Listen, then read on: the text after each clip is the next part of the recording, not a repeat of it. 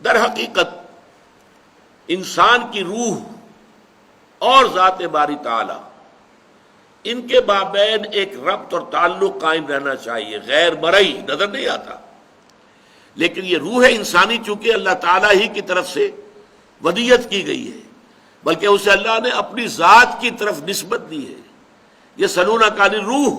قل الروح من امر ربی، تو ہر روح کا تعلق ذات باری تعالیٰ کے ساتھ ہے، جس کے لیے کہ میں سادہ سی ایک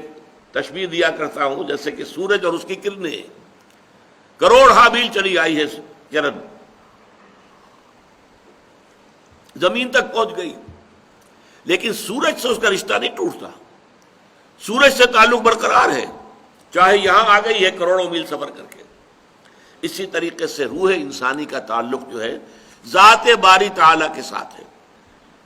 البتہ غفلت کی وجہ سے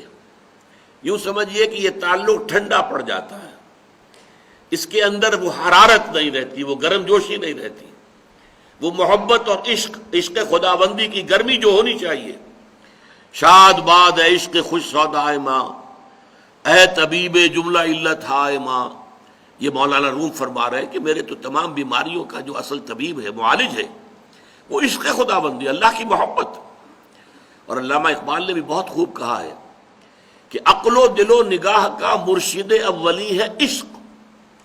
عشق نہ ہو تو شرع و دین بتکدے تصورات۔ یہ تمام جو ہے روح جو ہے وہ اللہ کی محبت ہے، جس کو کہ کہا گیا ہے کہ والذین آمنوا اشد حبا للہ، وہ لوگ جو واقعتاً صاحب ایمان ہوتے ہیں وہ شدید ترین محبت کرتے ہیں اللہ تعالیٰ کی ذات کے ساتھ۔ یہ محبت کا رشتہ جب تک استوار نہ ہو، یہ اس میں حرارت موجود نہ ہو،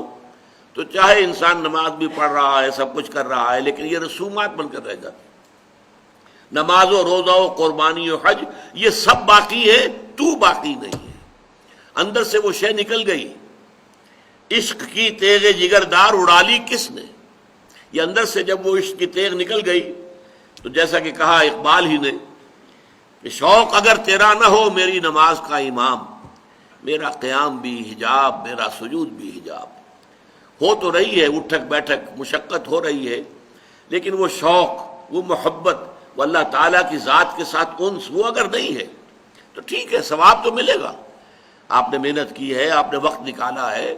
آپ نے اس کے لیے جو ہے اپنی مصروفیات کو پیچھے ڈال کر اور آپ نے نماز کے لیے حاضری دی ہے، مسجد میں آئے تو ثواب ملے گا، لیکن وہ نماز کی اصل روح نہیں ہے۔ تو یہاں جو کہہ رہے ہیں حضرت لقمان اپنے بیٹے سے کہ اللہ کو پہچان لینا کافی نہیں ہے، اللہ کے ساتھ ایک مسلسل، اب جس کے لیے میں لفظ استعمال کر رہا ہوں ہاٹ لائن جو آج کل استعمال ہوتی ہے،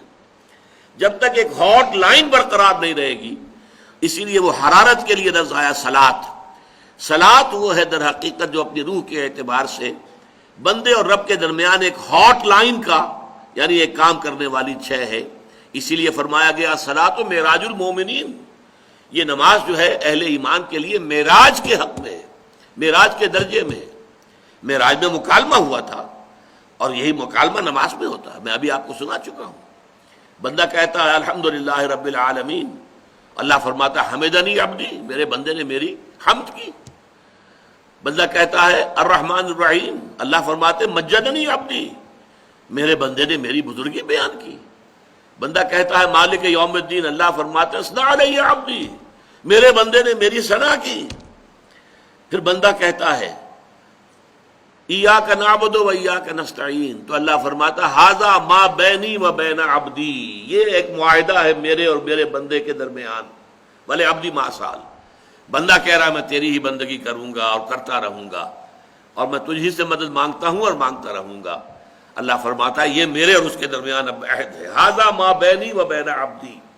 یہ میرے اور میرے بندے کے مابین ایک عہد ہے، قول و قرار ہے، ایک معاہدہ ہے، ایک میثاق ہے، ولی عبدی ما سال، اور میں اپنے بندے کو دوں گا، اور یا میں نے دیا اپنے بندے کو جو کچھ کہ اس نے مانگا ہے۔ تو یہ مکالمہ چل رہا ہے، افلاک سے آتا ہے نالوں کا جواب آخر، کرتے ہیں خطاب آخر، اٹھتے ہیں حجاب آخر۔ یہ انسان بسا اوقات نماز میں، اور خاص طور پر تنہائی کی نماز باجماعت میں یہ کیفیت بہت کم جو ہے انسان کو حاصل ہو سکتی ہے۔ نماز باجماعت کے کچھ اور ہیں کہ جو مصلحتیں ہیں، اس کے فوائد ہیں، وہ ایک نظم پیدا کرنا اور ایک معاشرے کے اندر ایک خاص رنگ پیدا کر دینا،